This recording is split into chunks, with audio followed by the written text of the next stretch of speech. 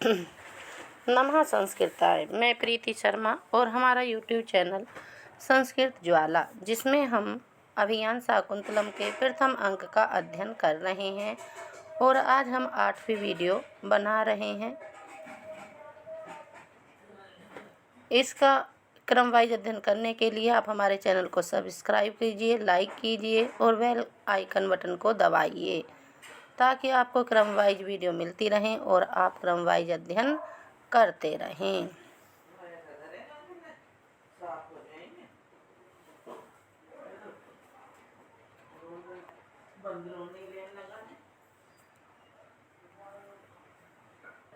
बाकी जो लोग आते रहेंगे वो जुड़ते रहेंगे।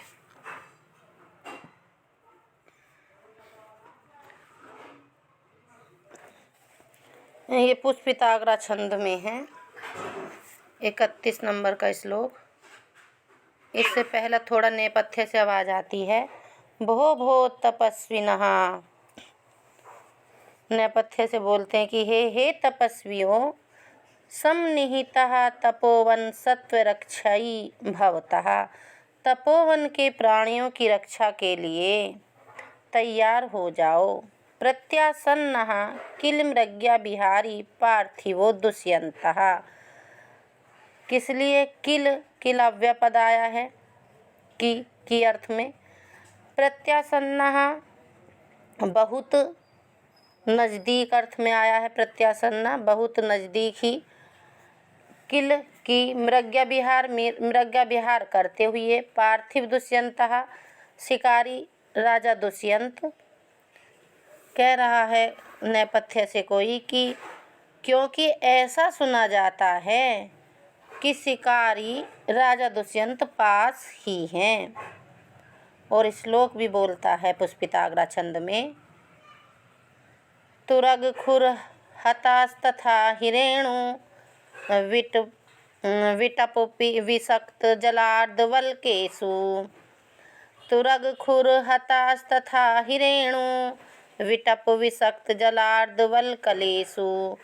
पतति परेण तरुण प्रकाशः सलभ समूह इव आश्रम द्रुमेषु। पतति परेण तरुण प्रकाशः सलभ समूह इव आश्रम द्रुमेषु। अब इसके शब्दार्थ जान लीजिए श्लोक के।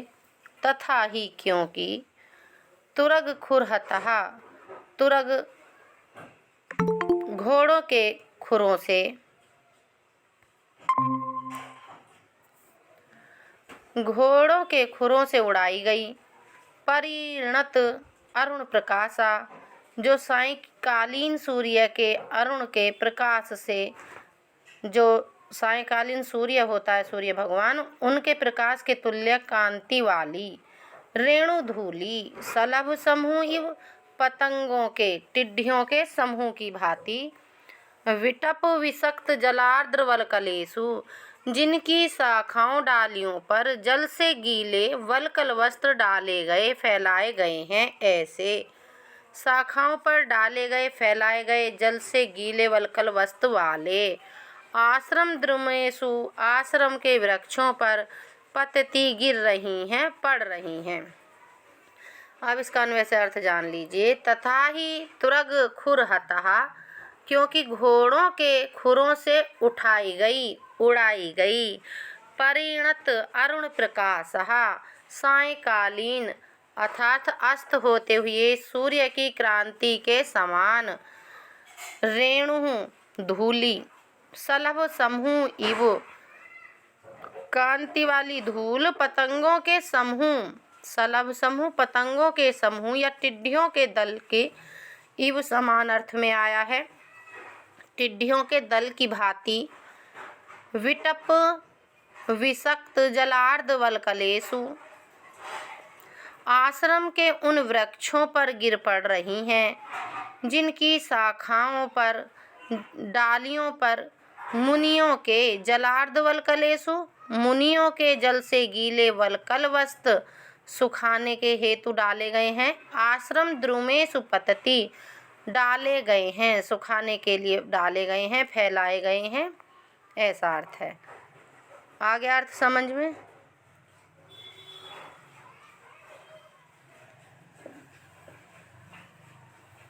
हेलो,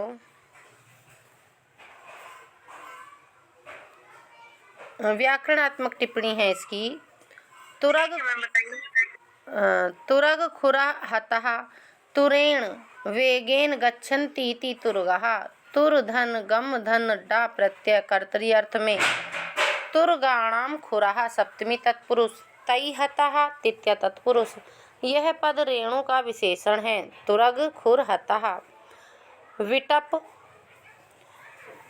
विटप विषक्त जलार्ध वलकलेषु जलेन आद्राणी, जलाद्राणी तृतीय तत्पुरुष हो गया। तथा भूतानि वलकलानि कर्मधारय होगा। विटपेषु वृक्ष शाखासु निक्स्तानि तृतीय तत्पुरुष हो गया। जलार्ध वलकलानि येषु ते बहुव्रीहि समास बना। परिणतः अरुणः सायंकालीन सूर्य भगवान, सायंकालीनः सूर्य कर्मधारय। तस्य प्रकाश इव प्रकाशो यस्य बहुव्रीहि समास। परिधन नम धन कत, यह पद सलभ समूह इस पद का विशेषण है। अलंकार परिणत अरुण प्रकाश में इव पद का लोप होने से लुप्त उपमा अलंकार है तथा सलभ समूह इव में श्रोति उपमा अलंकार है। यहाँ रेणु उपमेय सलभ समूह उपमान इव वाचक शब्द तथा प्रकाश साधारण धर्म है। कुछ टीकाकार यहाँ काव्यलिंग अप्रस्तुत प्रशंसा अलंकार भी मानते हैं। छंद यहाँ पुष्पिताग्रा छंद है। लक्षण है अयुजी नयुग रेफ तोयकारो युजी तु नजो जरगाच पुष्पिताग्रा, अर्थात प्रथम और तृतीय चरण में क्रमशः नगण नगण रगण और यगण तथा द्वितीय और चतुर्थ चरणों में नगण जगण जगण रगण और एक गुरुवर्ण हो तो वह पुष्पिताग्रा नामक अर्धसमवृत्त छंद होता है। इसकी थोड़ी सी टिप्पणी बताए हैं। जिस प्रकार टिड्डी दल का आगमन अपने आप में एक महान संकट है, उसी प्रकार शिकार खेलते हुए राजा और उनकी इतनी विशाल सेना का आश्रम के निकट पहुंचना भी महान संकट है। प्राणियों की रक्षा करने के लिए तपस्वियों को उनके आसपास स्थित होने को कहा गया है। टिड्डियों का रंग लाल होता है और वे पेड़ पर इस तरह बैठती हैं जैसे धूल के बादल हों।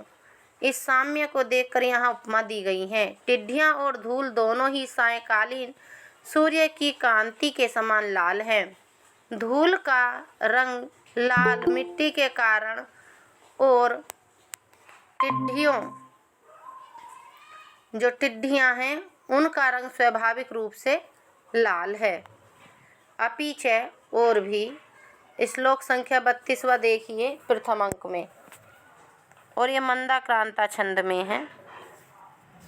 मंदाक्रांता छंद का लक्षण है मंदाक्रांता जलधि सड गई, अम्भोर न तो ताद गुरु चेत। तीव्राघात प्रतिहत तरु, स्निग्ध लग्नैकदन्तः, पदकृष्ट व्रततिवलया, संगे संजात पाशः, मूर्तो विघ्ना तपस इव नो, भिन्न सारंगयूथो, धर्मारण्यं प्रविशति गजा, स्यनंदन आलोक भीतः।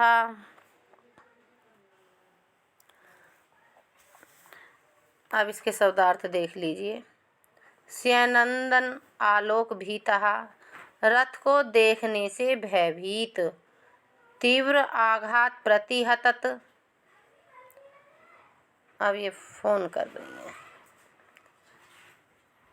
तीव्र आघात प्रतिहत, स्कंध लग्नैक दंतः, तीव्र आघात, तीव्र प्रहार से, तीव्र चोट से, प्रतिहत, टूटी हुई, स्कंध लगने, वृक्ष की शाखा या डाली से फंसे हुए, एक दंतः, एक दंत वाला, एक दांत वाला, पादाकृष्टवृत्त, तिवल्य, पादाकृष्टवृत्तिवल्यः संग,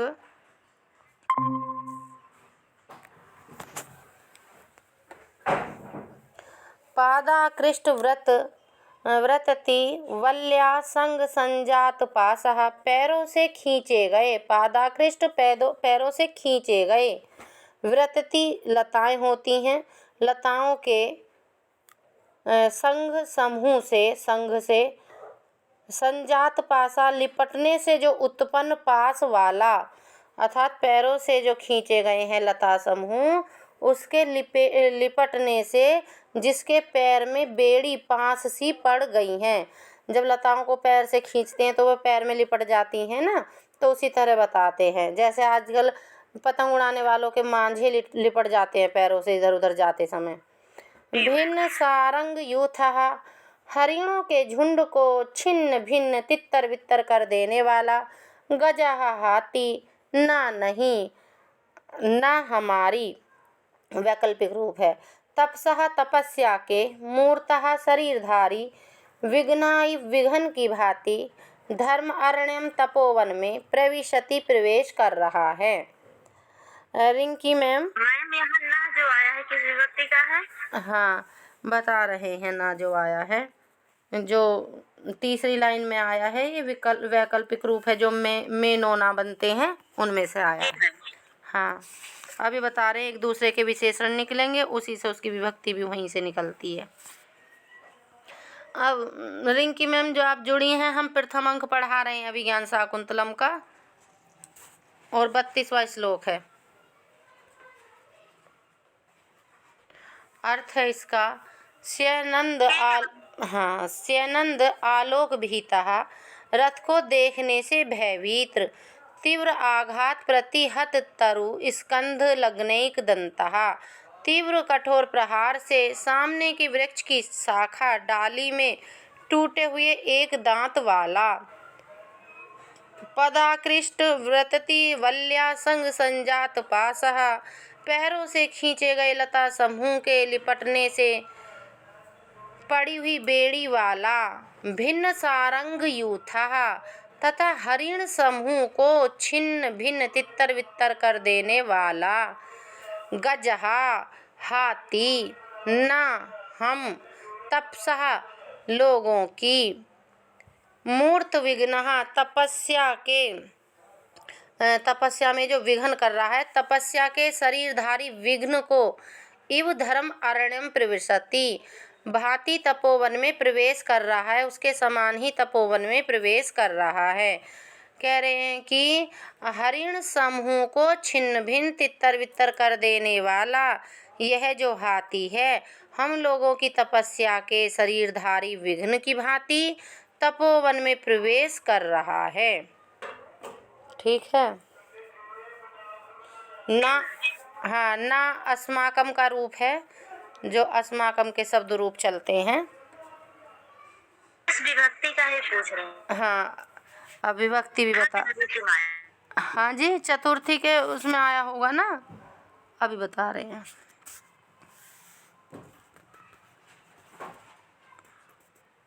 यहाँ से वैसे तो सूक्तियाँ ही पूछता है, इतना डीपली यहाँ नहीं पूछता है, लेकिन फिर भी जाने रहिए।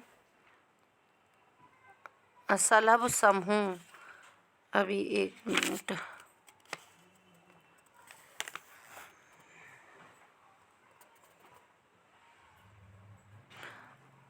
द्वितीया के बहुवचन में आया होगा ये।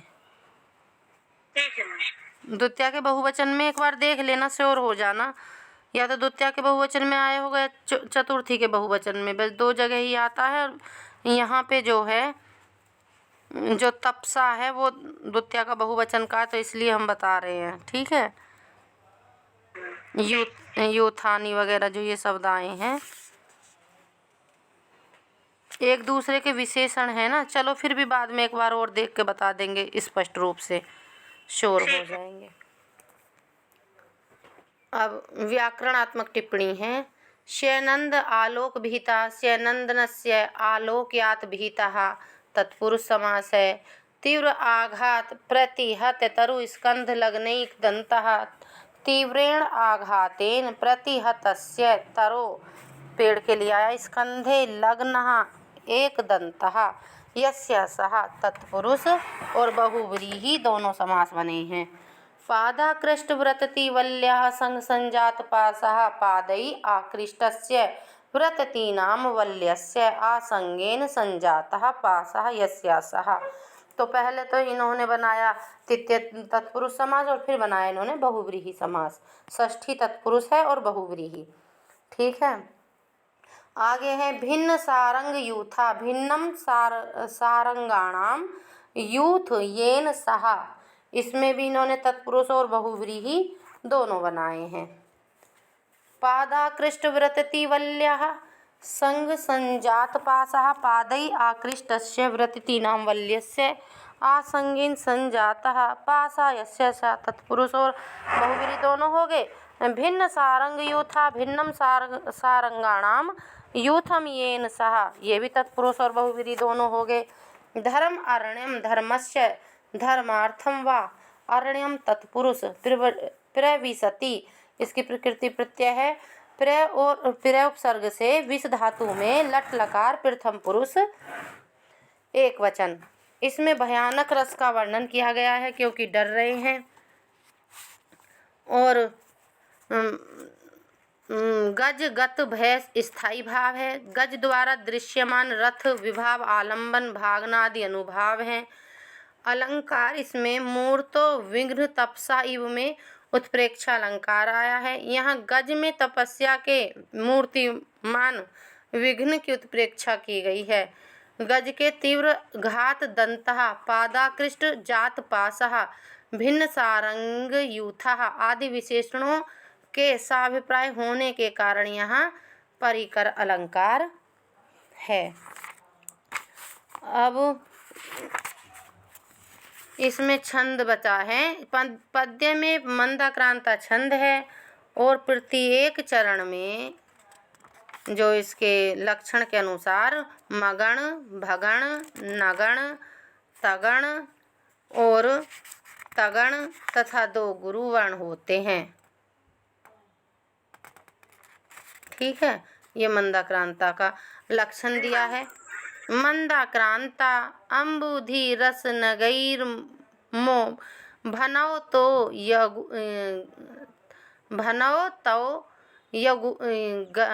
इसे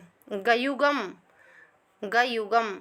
इसमें चतुर्थ षष्ठ और सप्त वर्ण पर यति होती है। चौथे पर छठे पर और फिर 7वें पर या कहिए 10वें पर लास्ट में 4 और 6।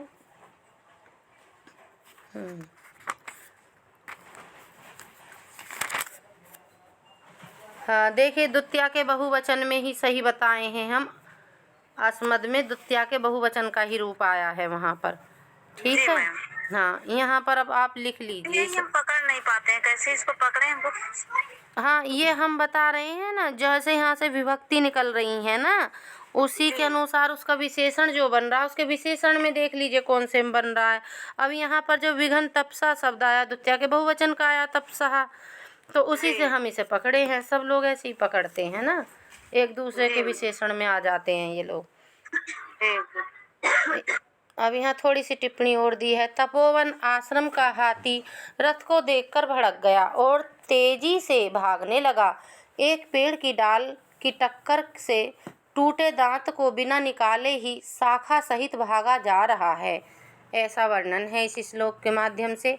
भागते समय उसके पैरों में लताएं फंसी हैं और वह उनको खींचता जाता है। इससे पैरों में लताओं की बेड़ी सी बन गई है। तपस्वी डर गए हैं कि इससे तपस्या में विघ्न होगा। ठीक है, यहाँ तक समझ में आ गए दोनों श्लोक? जी मैम। हाँ अब आगे चलिए। सर्वः करणम दत्वा किंचिद इव संभ्रांतः। सभी मुनि कन्याएं कान लगाकर अर्थार्थ सुनकर कुछ घबरा सी जाती हैं। राजा कहते हैं, आत्मगतम, अपने मन में, अहो धिक्कार है। ये सूक्ति है राजा की। पौरा अस्मद अन्वेषिण तपोवनम रुंधंती भवतुः। पौराह अस्मद, नगरवासी मुझे, अन्वेषिण खोजते हुए, तपोवनम, तपोवन को, उपरुंधती घेर रहे हैं। कह रहे हैं राजा, ओहो धिक्कार है, नगरवासी मुझे खोजते हुए, मेरा अन्वेषण करते हुए तपोवन को घेर रहे हैं। भवतु, अच्छा, प्रतिगमिष्यामः तावत, तो मैं लौट जाता हूँ। सखियाँ कहती हैं, सख्यो आर्य अनेन अरण्यक वृत्तांतेन पर्याकुला स्मः। हम लोग इस जंगली हाथी आरण्यक जंगली हाथी के वृत्तांत से पर्याकुला घबरा सी गई हैं। अनुजानी ही न उटज गमनाए, हमें कुटी उटज पर जाने की अनुमति दीजिए। राजा कहता है, स संभ्रमम, घबराहट के साथ, गच्छन्तु भवत्याः, आप लोग जाइए, वयम अपि आश्रम पीड़ा, हम भी ऐसा प्रयत्न करेंगे, वयम अपि श्रम पीड़ा, हम भी ऐसा प्रयत्न करेंगे, यथा जिससे ना भवती तथा, यथा जिससे न भवती तथा प्रतिश्यामहे, आश्रम को प्रतिश्यामहे, कष्ट न हो। सर्वा उपतिष्ठन्ति, सभी लोग उठ जाते हैं। फिर सख्यो आर्य असंभाविता अतिथि सत्कारम भूयो अपि प्रेक्षण निमित्तम लज्जाम अहम आर्यम विज्ञापितुम। फिर दोनों सखियाँ कह रही हैं कि आर्य असंभावित अतिथि सत्कारम, आपका अतिथि सत्कार नहीं किया जा सका। भूयो अपि प्रेक्षण निमित्तम लज्जाहम, ऐसा आपसे पुनः प्रेक्षण देखने के, दर्शन देने के लिए निवेदन करने से, लज्जाहम, हम लज्जा कर रही हैं, आर्यम विज्ञापितुम, अच्छा, निवेदन करने में हम लोग लज्जित हो रहे हैं। आर्य, आपका अतिथि सत्कार नहीं किया जा सका, ऐसा आपसे पुनः दर्शन देने के लिए निवेदन करने में हम लोग लज्जित हो रही हैं, संकुचा रही हैं, कह नहीं पा रही कि आप पुनः दोबारा कब दर्शन दोगे। राजा कहता है, मम, मैं एवं, नहीं, ऐसा नहीं है, ऐसा मत कहिए। दर्शने नेव, आप लोगों के दर्शन से, भविता नाम, आप लोगों के दर्शनेव, दर्शन से ही, पुरस्कृतो अस्मि, मैं सत्कृत हो गया हूँ, पुरस्कृत हो गया हूँ। शकुंतला कहती है, अनसुये अभिनव कुश शुच्या परिछतम में चरणम कुरबक शाखा परिलग्नम च वल्कलम। अभिनव, नए, कुश शुच्या, कुशों की नोक से। अनसुईया से कह रही है शकुंतला कि अनसुईया, नए कुशों की नोक से, परिछतम में चरणम, मेरा जो पैर है छत हो गया है, घायल हो गया है। कुरवक शाखा परिलग्नम, और मेरा ये च वल्कलम, और मेरा वल्कल वस्तु जो है वो कुरवक शाखा परिलग्नम, कुरवक की डाल में फंस गया है।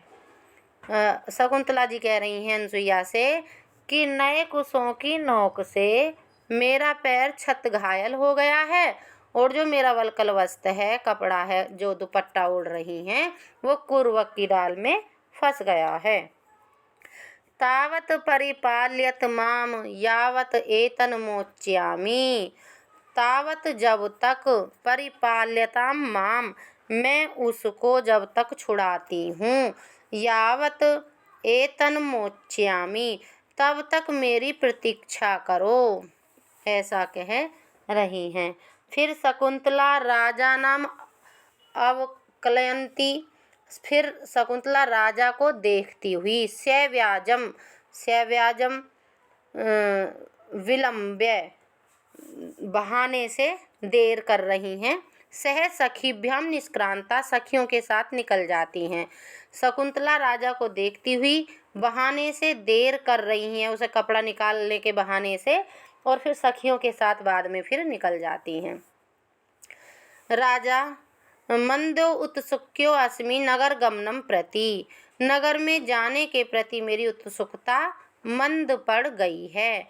यावत अनुयात्रिकान समेत्य न अति दूरे तपोवनस्य निवेश्येयम्, कह रहे हैं कि यावत अनुयात्रिकान समेत्य, अर्थात नगर की ओर जाने की मेरी उत्सुकता तो समाप्त हो गई है। अब कह रहे तो अपने अनुयात्रिकान, अनुयायियों से जो उनको ढूंढते हुए आ रहे हैं उनके लिए कह रहे हैं, तो अपने अनुयायियों से समेत्य मिलकर नाति दूरे तपोवनस्य, उन्हें आश्रम से कुछ दूरी पर ही निवेश्य इयम, वहीं पर ठहराता हूँ। ना खलु सक्रोमी, मैं अपने को सक्रोमी रोकने में, शकुंतला व्यापारात आत्मनम निवर्तितुम, मैं अपने को शकुंतला के प्रेम व्यापार से रोकने में असमर्थ हूँ। मम ही, क्योंकि, अब श्लोक आ गया है 33 वाला।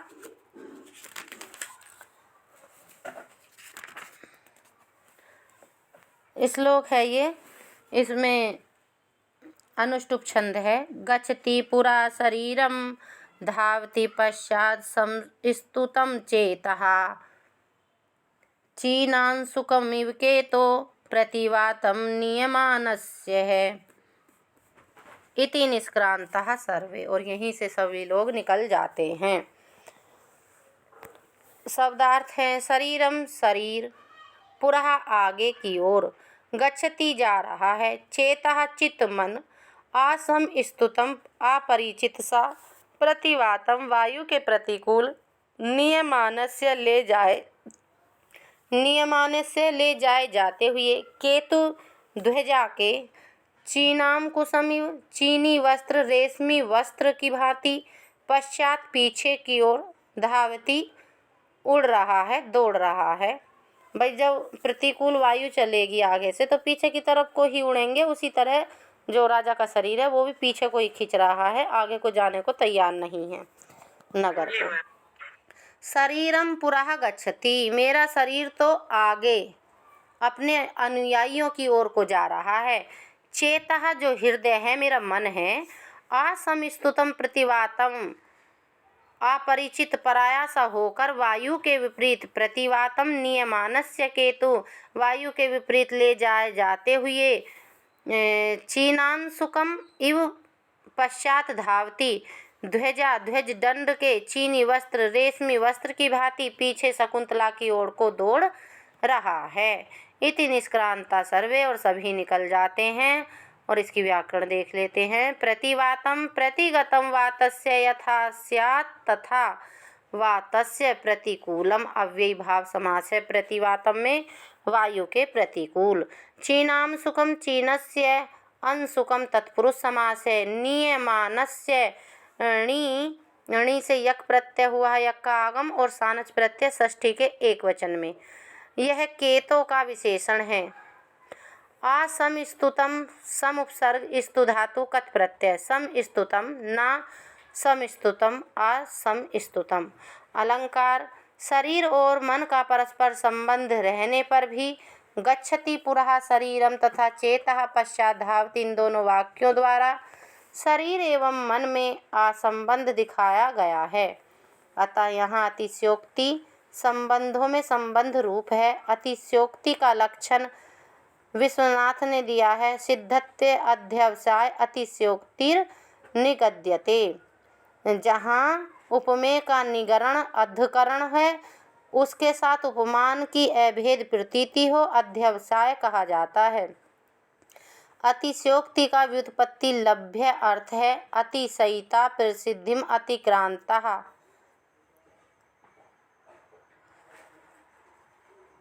उक्ति इति अतिशयोक्ति। यह अतिशयोक्ति 5 प्रकार की होती है।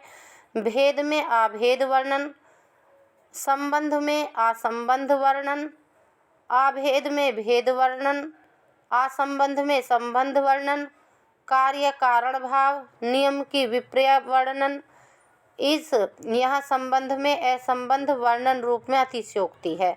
5 प्रकार का अतिशयोक्ति अलंकार साहित्य दर्पणकार बताए हैं।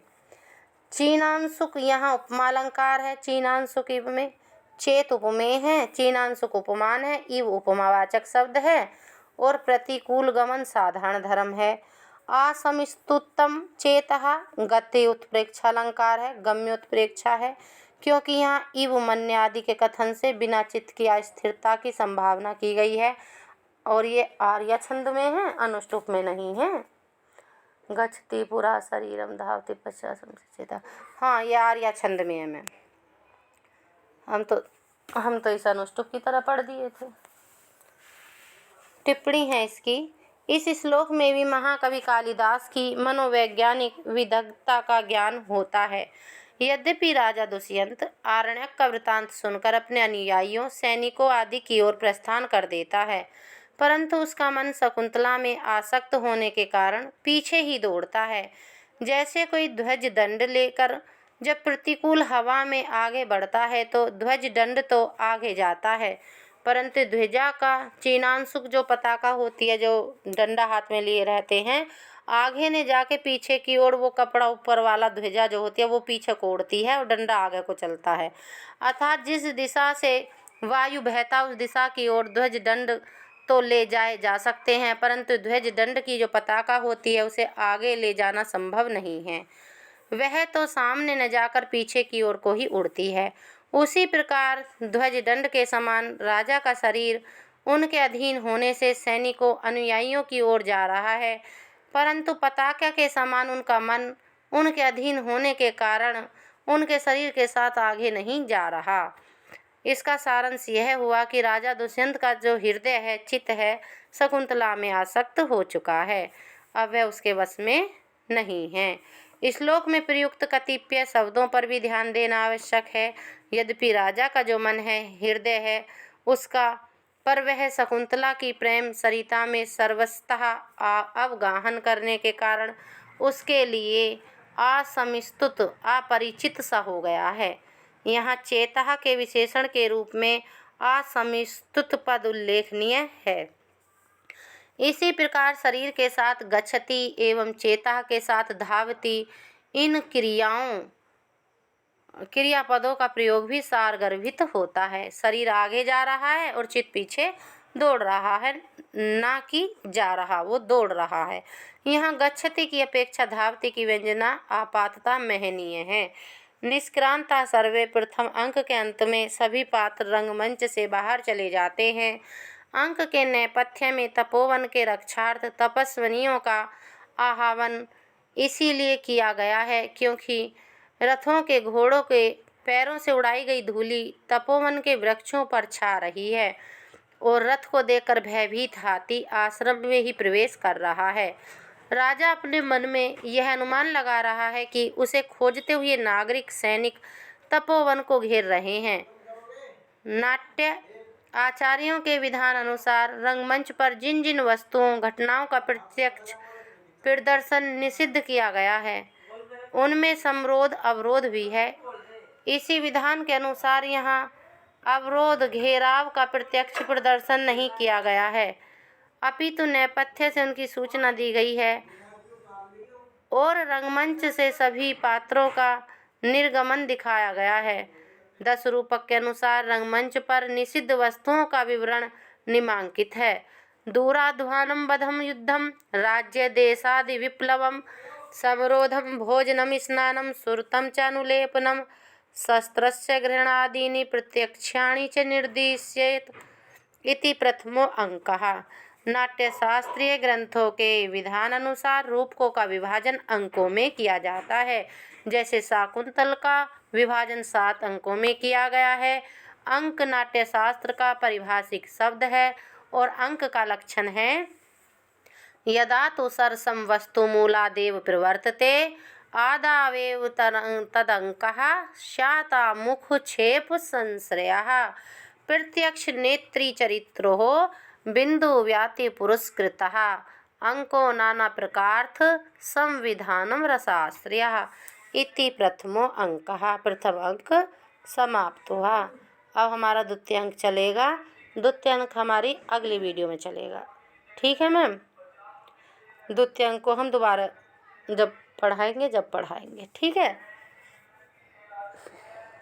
हेलो।